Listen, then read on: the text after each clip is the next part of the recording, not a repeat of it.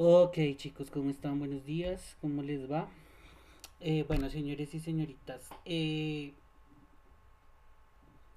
para informarles que teniendo en cuenta que sucede y pasa que hoy estamos en las fotos, de la toma de fotos para los niños de grado noveno, perdón, 11, para los mosaicos y carpetas de grado.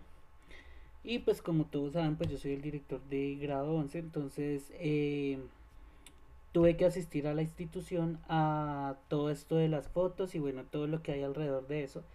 Pues la cita es a las 9, fue a las 9 de la mañana, ¿cierto? Entonces pues obviamente eso toma pues un par de horas, entonces por ese motivo pues obviamente no puedo estar en reunión como debería pues explicándoles. Entonces hoy me voy a apoyar de este video en el cual les voy a explicar. Qué pena que acá cometí un error, no sé por qué me quedo sexto.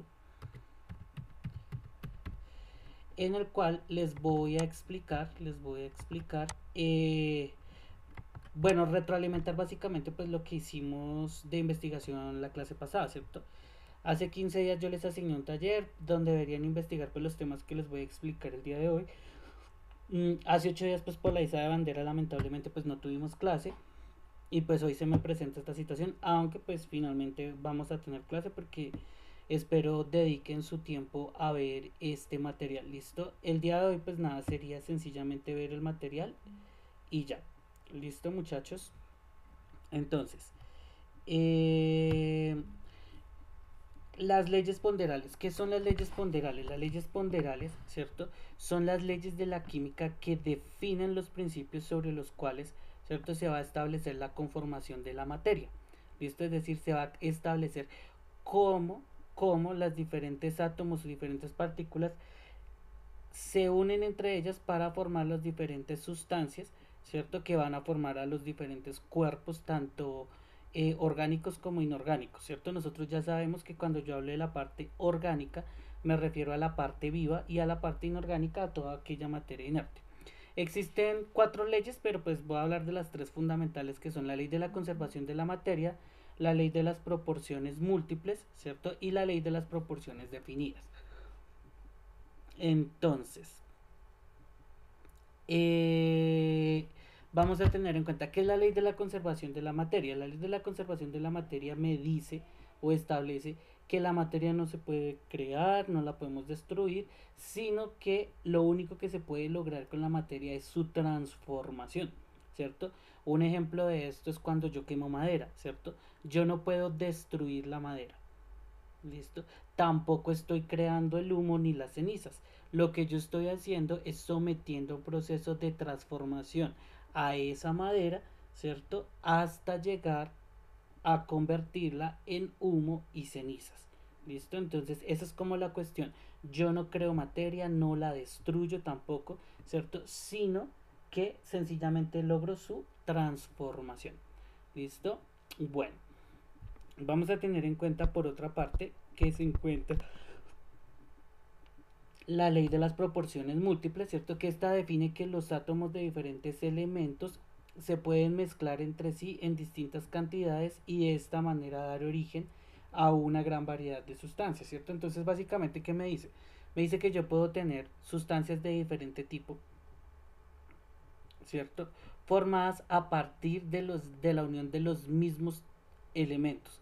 Solo que estos elementos se van a unir en cantidades diferentes, ¿cierto? Entonces yo puedo tener dos átomos de hidrógeno con uno de oxígeno y formar el agua. O puedo tener dos átomos de hidrógeno, pero esta vez con dos átomos de oxígeno y formar el peróxido de hidrógeno. Y así sucesivamente, ¿cierto? Entonces me dice que pues los elementos entre ellos se van a fusionar en diferentes proporciones, ¿cierto? Y con cada mezcla pues voy a obtener una nueva sustancia, lo que me abre el espacio pues a una gran variedad de sustancias, ¿listo? Bueno, la otra situación es la ley de las proporciones definidas. La ley de las proporciones definidas me establece que cada sustancia que existe tiene una estructura definida e invariable, teniendo en cuenta el tipo de elementos específicos que se están uniendo y las cantidades en las que lo hacen. ¿cierto? Por consecuencia, hay una relación específica de masa, ¿cierto? Tanta masa de este elemento con tanta masa de este otro elemento, porque, porque en esa sustancia hay tantos átomos de este elemento con tantos átomos de este elemento. ¿Listo? Entonces, eso me establece la ley de las proporciones definidas. ¿Listo? Bueno, vamos a tener en cuenta, por otra parte, ¿cierto? Entonces, acá, como unos ejemplos, ¿qué me está diciendo la ley de la conservación de la materia? ¿Listo? Entonces, quiero que vean acá, hay una primera sustancia que es el metano, ¿cierto? Que es el CH4, un átomo de carbono unido, ¿cierto? Con 4 átomos de hidrógeno. Y voy a tener, ¿cierto? Moléculas de oxígeno, ¿cierto? Dos moléculas de oxígeno, ¿cierto? Cada molécula de oxígeno es la unión de dos átomos. Entonces, molécula 1, molécula 2, ¿cierto? Y al final, por la reacción de estos dos, ¿cierto? Tanto el oxígeno como el metano se transforman, ¿cierto? En una molécula de dióxido de carbono, el átomo de carbono ahora unido con dos de los oxígenos, ¿cierto? Y dos moléculas de agua, ¿cierto? Cada molécula de agua es un átomo de oxígeno con dos de hidrógeno, un átomo de oxígeno con dos de hidrógeno. ¿Listo? Se produjeron dos moléculas de agua, ¿cierto? Porque esta es la ley de la conservación de la materia, ¿cierto? Yo no puedo destruir átomos bajo ninguna circunstancia, ¿cierto? Y si los puedo destruir, no puedo destruir las partículas que los están componiendo. ¿Listo? Nosotros ya sabemos que los átomos compuestos por protones, neutrones y electrones. Pero yo a ustedes también les dije que los electrones están que las partículas subatómicas, protones, neutrones y electrones, están compuestos por unas partículas más pequeñas que se llaman los quarks. Cada partícula, cada protón, cada electrón, cada neutrón está hecho por la combinación de tres quarks. Y se establece que cada quarks, ¿cierto?, está constituido por algo que se llama el bosón de Gibbs, o la partícula divina, o la partícula de Dios, que es la partícula que le da masa a todo. ¿Por qué? Porque es la que forma a los protones, neutrones y electrones y a todas las partículas subatómicas, ¿cierto? Entonces, pues por consecuencia, pues yo no puedo destruir algo que no puedo ver porque la partícula de Dios es tan pequeña que no se puede ni siquiera ver. Es más, su existencia es meramente teórica, ¿listo? Es decir, todavía no, los físicos experimentales no han podido diseñar un experimento con el cual puedan corroborar la existencia de la partícula de Dios. ¿Listo? En consecuencia, por eso también se establece que yo no puedo crear materia ni destruirla. ¿Listo? Entonces, y si nos damos cuenta acá, ¿cierto? Hay un átomo de carbono y al final hay otro átomo de carbono. Hay 4 de oxígeno y están los 4 de oxígenos en las dos moléculas de agua, de hidrógeno, perdón. Y los 4 de oxígenos, dos formando parte de las moléculas de agua y dos formando parte de la molécula de dióxido de carbono. Por ende, la cantidad de átomos al inicio del proceso y al final del proceso son los mismos, solo que las sustancias se transformaron porque por el proceso químico sus átomos, ¿cierto? Se reorganizaron y formaron nuevas combinaciones, ¿cierto? En consecuencia, nuevas sustancias. Y esa es la ley de la conservación de la materia, ¿cierto? Si yo tomo el metano, lo hago reaccionar con dos moléculas de oxígeno, obtengo una molécula de dióxido de carbono y dos moléculas del agua.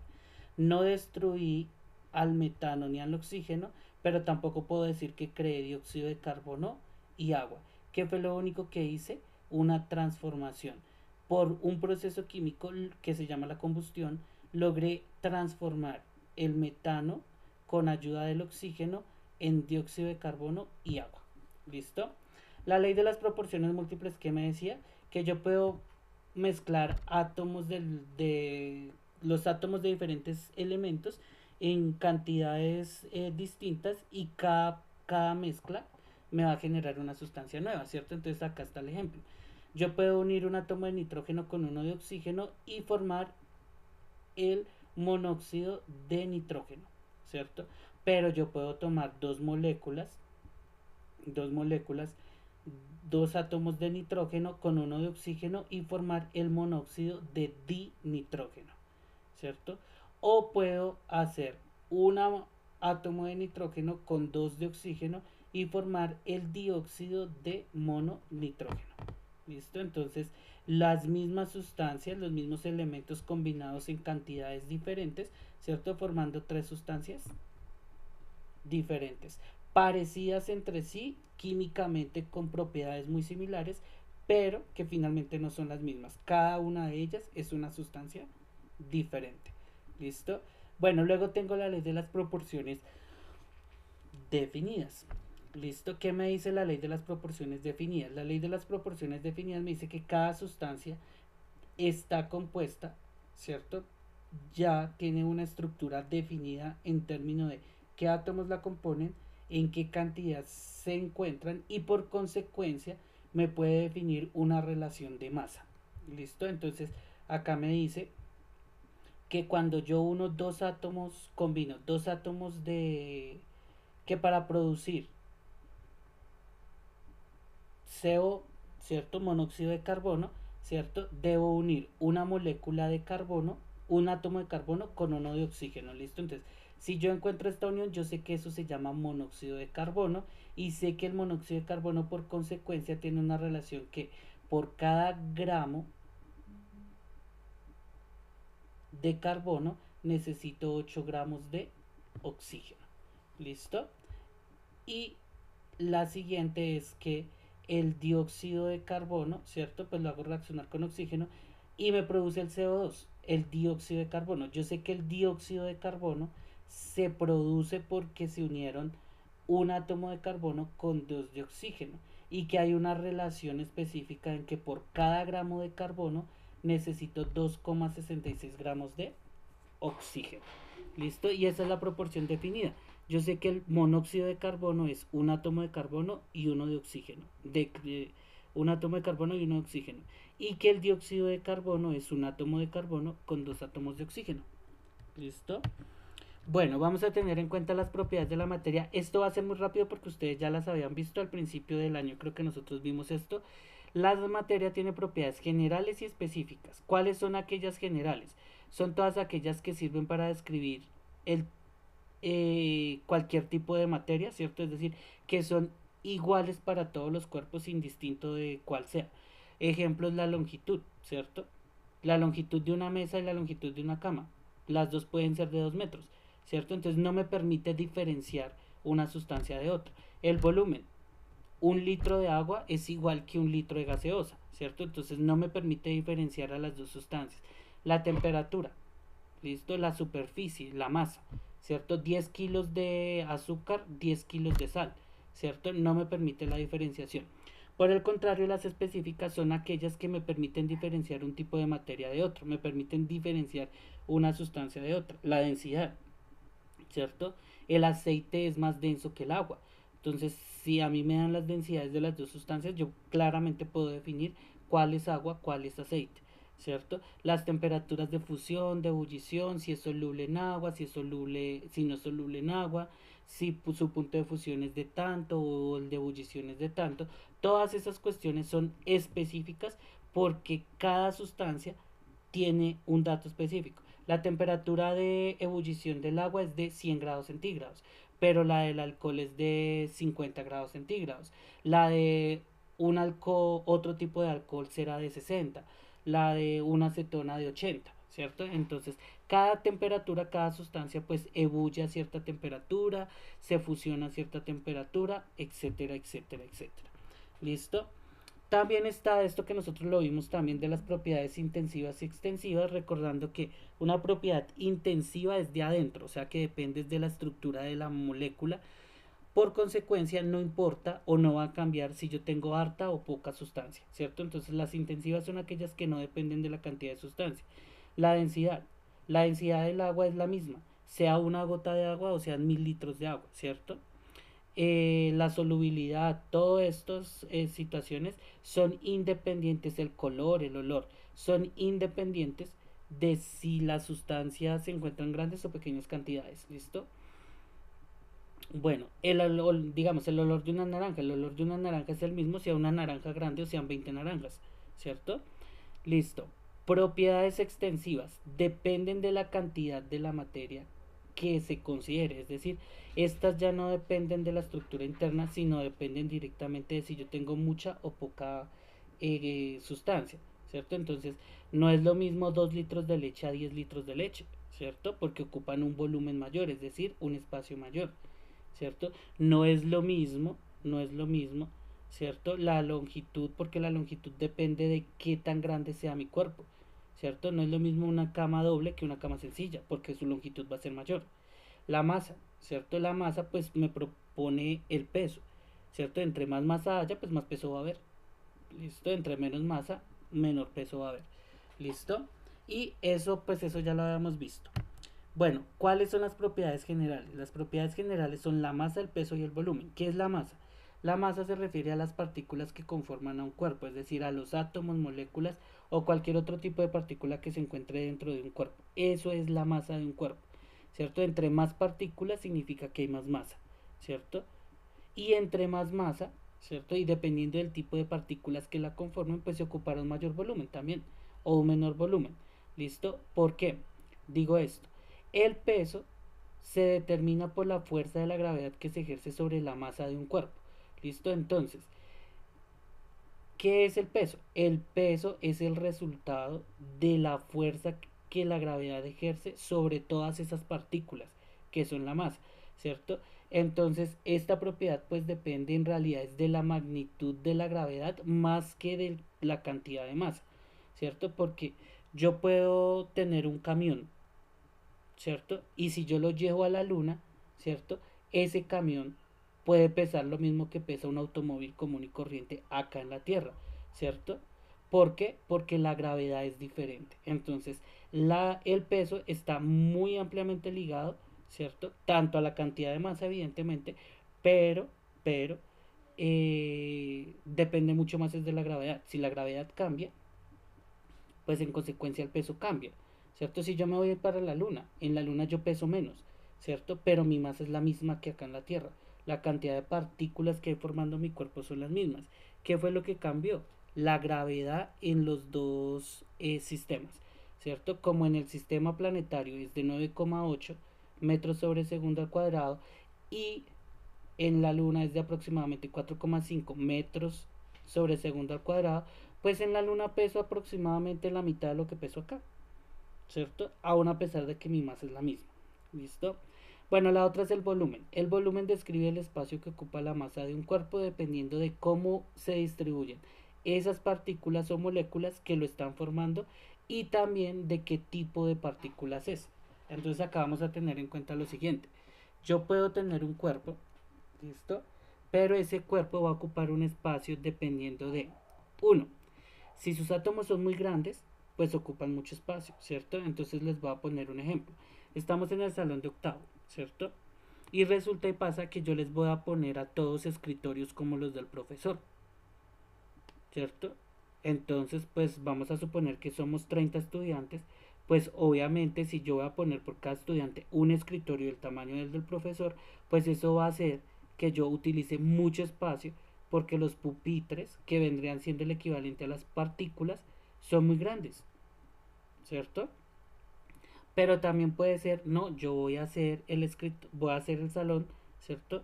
Pero voy a poner sillas, ya no voy a poner ni siquiera pupitres, sillas, ¿cierto? Como yo voy a poner sillas, pues las sillas las voy a poner unas muy pegaditas a las otras, ¿cierto? Entonces eso va a hacer también que entonces mi espacio, el espacio que yo necesite sea muchísimo menor, pues porque es que donde yo los voy a sentar a mis estudiantes es muy pequeño, ¿listo? Eso por un lado, pero por el otro lado está el espacio, ¿cierto? Entonces, bueno, vamos a tener en cuenta que yo voy a tener esas mesas tipo escritorio, ¿cierto? Pero voy a poner una inmediatamente pegada a la otra. Una pegada a la otra, una pegada a la otra y voy a poner de a tres, ¿cierto? Luego atrás hago exactamente lo mismo, o sea, las voy a poner lo más juntas que me sea posible, ¿cierto? Entonces, pues eso me va a ayudar a reducir el espacio, aun a pesar de que mis partículas son grandes. Voy a poner las sillas, pero voy a poner de a cuatro sillas, ¿cierto? Y voy a dejar 2 metros de distancia entre cada silla, ¿cierto? Entonces, obviamente, aun a pesar de que mis partículas son pequeñas, voy a ocupar más espacio, incluso que poniendo las mesas tipo escritorio. ¿Por qué se va a dar esto? Por la distribución de esas partículas en el espacio. Las estoy separando demasiado. Y entre más las separe, pues más espacio voy a ocupar, aun a pesar de que sean partículas pequeñas. Y es por eso, digamos, chicos, que si yo tomo una esfera, digamos, yo voy a tomar eh, una esfera de metal, ¿cierto? Y esa esfera de metal es pequeña pero tiene un peso grande. ¿Por qué? Porque las partículas que componen ese metal son átomos de tamaño mediano, considerablemente grande, ¿cierto? Y adicional están supremamente juntas. Entonces ahí tengo mayor cantidad de partículas, ¿cierto? Pero voy a tener una bomba en la que tengo aire, ¿cierto? Esa bomba no pesa casi prácticamente nada, pero ocupa cualquier cantidad de veces más espacio que la esfera. ¿Por qué? En esa bomba casi no hay átomos, ¿cierto? Lo que pasa es que los que están completamente separados los unos de los otros y eso es lo que hace que se ocupe tanto espacio. Pero pues en realidad no hay casi materia, es decir, casi no hay partículas. Y el aire está hecho de átomos de tamaños relativamente pequeños, ¿cierto? Sumado a eso. Entonces es por eso que se dan este tipo de fenómenos. ¿Listo? Cuando un cuerpo es pequeño y pesado, significa que hay muchas partículas muy unidas, ¿cierto? Y que posiblemente los átomos que conforman a ese cuerpo, sean átomos pesados, ¿cierto? Cuando un cuerpo es grande, ¿cierto? Pero liviano, es decir, casi no pesa. ¿Qué significa eso? Uno, que los átomos que lo componen son átomos livianos y dos, que están separados entre ellos.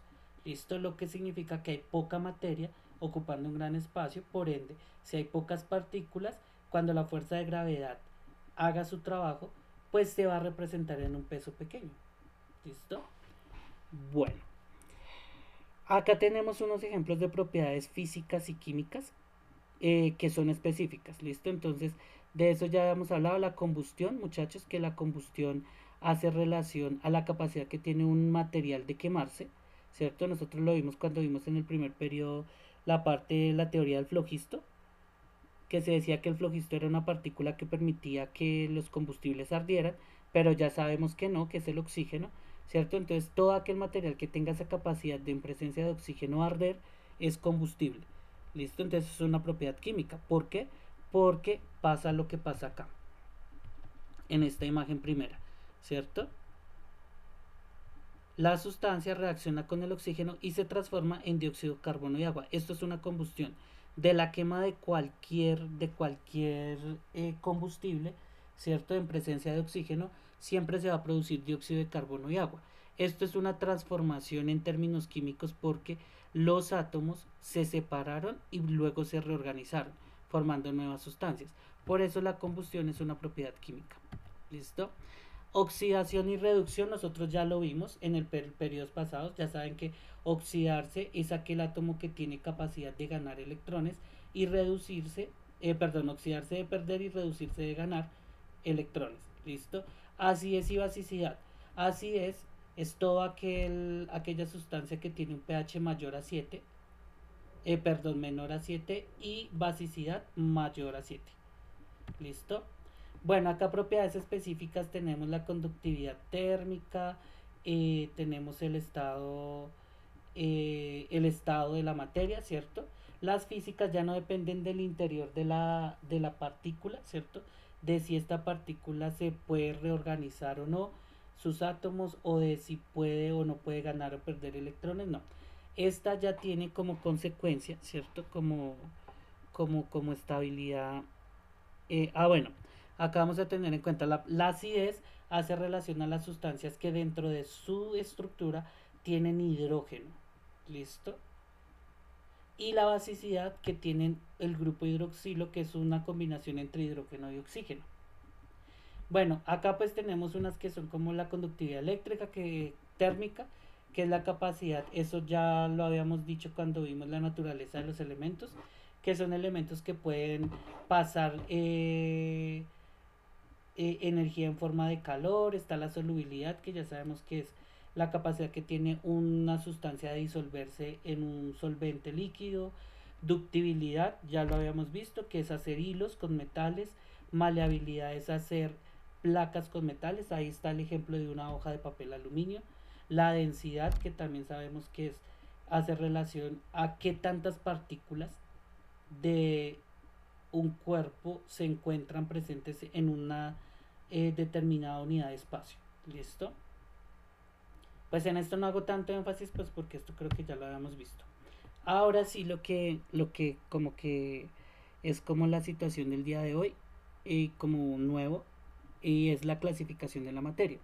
Vamos a tener en cuenta que las sustancias, la materia como tal, se puede dividir en sustancias puras y mezclas. ¿Qué es una sustancia pura? Una sustancia pura son aquellas que están compuestas directamente por la unión de átomos, es decir, el átomo del elemento X se une al átomo del elemento Y, ¿cierto? Eso es lo que pasa. Por el contrario, las mezclas, ¿cierto? En las mezclas no hay unión directa de átomos, sino que lo que hay es una relación o una interacción entre sustancias puras. ¿Listo? Entonces las sustancias puras se mezclan entre sí y forman las mezclas, ¿cierto? Pero bueno, ¿cuáles son las sustancias puras? Las sustancias puras son los elementos y los compuestos. ¿Qué es un elemento? Entendiendo que la sustancia pura se define como la unión directa entre elementos, entre átomos, ¿cierto?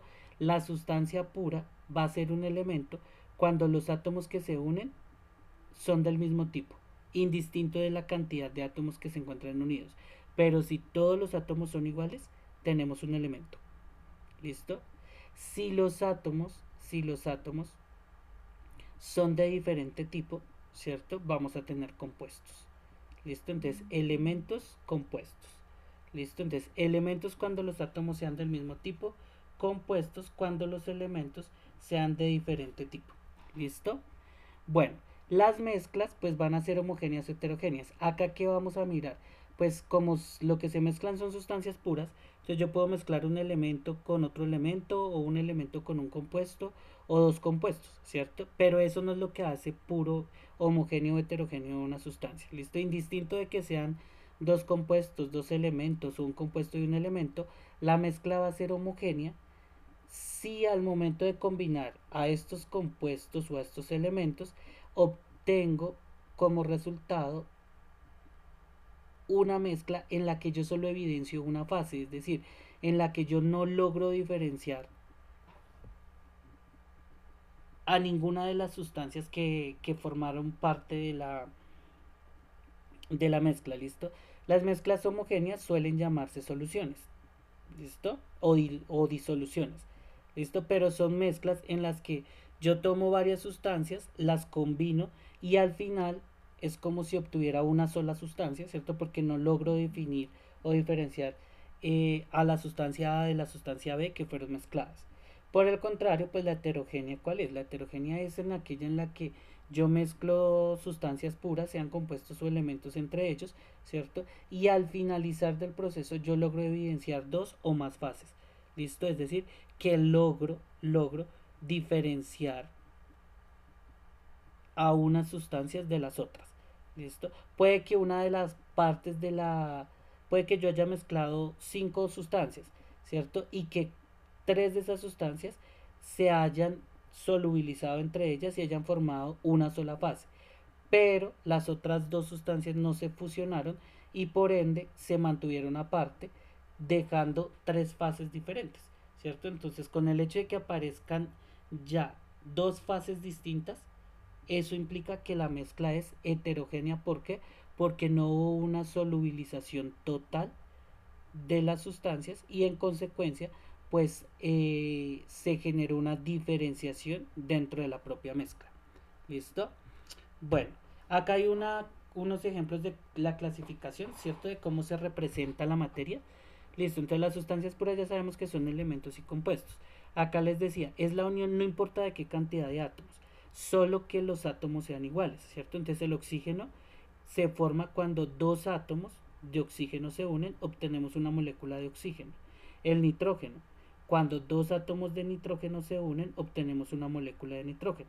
Si se dan cuenta, pues estos dos son iguales, estos dos son iguales. Acá vamos a tener el fósforo. ¿Cuándo obtengo fósforo? Cuando uno muchos átomos de fósforo, los uno entre ellos, ¿cierto? Y pues ahí obtengo el elemento como tal. Por otro lado, pues si se dan cuenta del compuesto, ¿qué es el compuesto? Tengo el carbono, que es el negrito, y el cloro, que es el verdecito, ¿cierto? Entonces, el compuesto, que es cuando se fusionan y se unen átomos de diferentes tipos, indistinto de la cantidad. En este caso, pues si se dan cuenta, acá están las diferentes representaciones que pueden haber, ¿cierto? Esta es la geometría molecular, ¿listo? Donde me indican que el átomo de carbono es el átomo central y me indican con estos palitos como los enlaces. Listo, que se enlazó con, eh, con los cuatro átomos de cloro, ¿cierto? Formando el tetracloruro de carbono. Listo. Acá tengo pues el modelo molecular 3D, ¿cierto? Donde pues están las moléculas unidas, igual el carbono central y los átomos de oxígeno pues directamente fusionados, ¿cierto? Si nos damos cuenta es esta misma, solo que quitándole los palitos, ¿cierto? Acá se evidencian claramente los enlaces. Esta es lo mismo, carbono central, cuatro átomos de cloro alrededor. Esto se llama estructuras de Lewis, en las cuales los punticos hacen relación a los electrones de valencia de cada átomo que tiene en su última capa, ¿cierto? En el último extremo, ¿cierto? Lo más afuera, cuando hacemos distribución electrónica, los electrones de valencia son los que quedan en el último nivel, en el último subnivel de energía. Eso es lo que se conoce como un electrón de valencia. Y esta es lo que se conoce como la fórmula estructural. ¿Listo? Esta que está C y las flechitas donde es como más escrita que diagramada. ¿Listo? Bueno, pero acá lo importante es que se den cuenta que pues yo tengo átomos de dos clases diferentes enlazados entre ellos, lo que lo convierte en un compuesto. Las mezclas homogéneas, entonces acá voy a tener, ¿cierto? Se organizaron también las partículas entre ellas intercaladas, ¿cierto? Si se dan cuenta, se intercalaron entre ellas, de tal forma que cuando yo lo veo a nivel macroscópico, ¿cierto? Pues no logro ver la diferencia. El bronce es una aleación porque es la unión de varios metales. Pero cuando yo veo el bronce pareciera que fuera un solo metal, como si, o sea, ahí no se evidencia que pueda haber varios metales juntos, al igual que el acero. El aire es la combinación de varios gases. Pero pues cuando yo veo el aire, pues yo no logro diferenciar qué gases hay ahí, ¿cierto? Si yo mezclo oxígeno y dióxido de carbono, eso lo obtengo cuando yo lleno una bomba de aire, ¿cierto? Ahí hay dióxido de carbono, bueno, hay muchas cosas. Leche con chocolate, la leche achocolatada, ¿cierto? Yo mezclo la leche con el chocolate y yo no logro diferenciar. Pues cuando lo mezclo bien, ¿dónde está la leche? ¿Dónde está el chocolate? Y así sucesivamente. El chocolate como tal. En el chocolate hay leche, cacao, hay azúcar y bueno, y otros componentes. Pero cuando yo tengo la chocolatina en mi mano, pues yo veo un solo producto. Yo no logro, ay, no, sí, acá está el azúcar, ¿no? Normal. ¿Listo?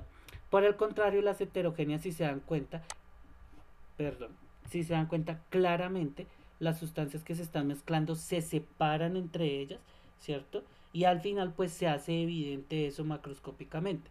Aceite y agua, ¿cierto? El aceite se quedó arriba, el agua se quedó abajo, totalmente separado el uno del otro, y eso hace pues que haya una mezcla heterogénea. Una sopa, ¿cierto? Todos los componentes de la sopa están claramente diferenciados el uno del otro, pero están juntos. O sea que eso es una mezcla heterogénea. Acá vemos una roca, ¿cierto? En la cual se ve partes blancas, partes grises, partes más oscuras, ¿cierto? Dejando claro que hay diferentes tipos de compuestos formando esta roca, ¿cierto? Y de ahí su estructura heterogénea. ¿Listo? Bueno, chicos, y la otra situación que teníamos que ver es con relación a los estados de la materia, ¿cierto? Yo les dije que averiguaran pues unas características particulares de los estados de la materia, ¿cierto? ¿Qué quiero que tengan en cuenta? Quiero que tengan en cuenta esta parte de acá, ¿cierto? Que es la diagramación. ¿Listo? En el cuerpo sólido, ¿cierto? El cuerpo sólido, las partículas, ¿cierto? En los sólidos las partículas están muy cerca y muy ordenadas. Por consecuencia, eso les da una forma propia o forma definida y un volumen determinado, ¿cierto? ¿Qué significa esto? Un sólido no cambia de forma, ¿cierto? Un sólido tiene la forma que tiene y así va a permanecer siempre, ¿listo? Un sólido no se puede hacer más grande o más pequeño, ¿cierto? Una piedra es del tamaño que es y de la forma que es, ¿cierto? Entonces un sólido no cambia de forma, ¿cierto? Y tampoco cambia de volumen, por eso tienen forma y volumen determinado o definido, ¿listo? Debido a que las partículas en su interior se encuentran muy juntas, básicamente están pegadas las unas a las otras y organizadas de una forma muy ordenada, ¿cierto? Determinando pues que básicamente no hay lugar entre ellas, por consecuencia no pueden moverse, sino que generan es un momento de vibración. Entonces vamos a suponer esta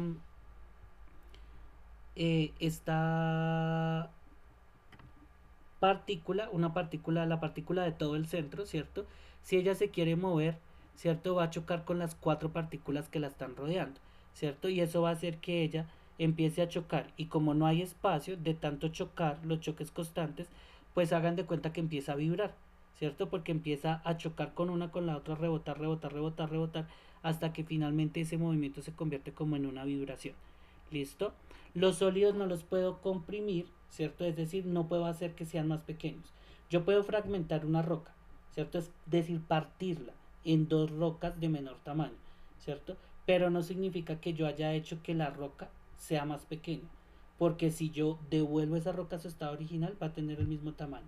¿Listo? Yo no puedo hacer que un sólido ocupe menos tamaño. ¿Por qué?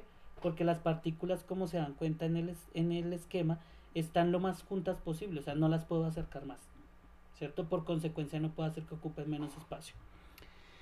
Por otro lado, el líquido, ¿cierto? El líquido no tiene una forma propia porque el líquido depende de la forma del recipiente. O sea, dependiendo de si yo lo echo en un pocillo, si lo echo en un vaso, en una botella, asimismo, las partículas del líquido se acomodarán y pues obtendrán esa forma, ¿listo? Tienen un volumen propio, es decir, no cambian de volumen, ¿cierto? Siempre un líquido siempre va a ocupar el mismo espacio. Esto debido a que las partículas, si bien están desordenadas, ¿cierto?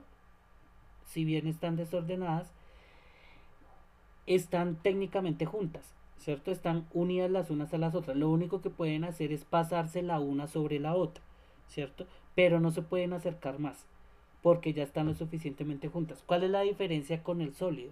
¿Cierto? Si se dan cuenta, la diferencia con el sólido es que se desorganizaron.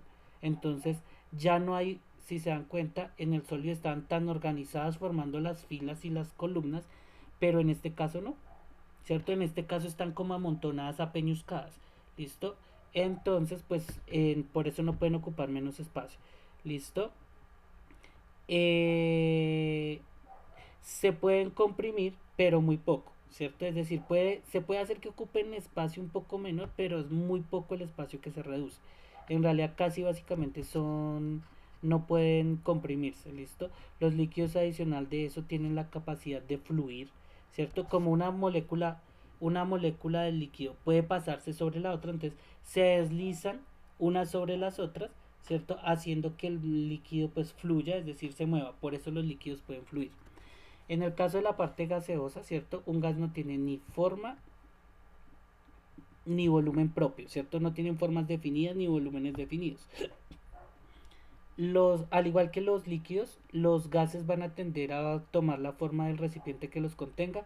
Si yo tengo una bomba con forma de corazón y la lleno de gas, pues el gas toma esa forma de corazón, ¿listo?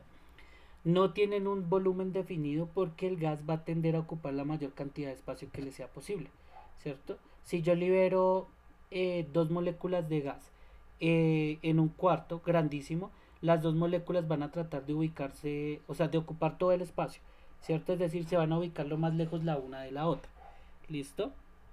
Por consiguiente, pues obviamente dependiendo de qué tanto espacio haya, pues así mismo lo ocupará el gas. ¿Listo?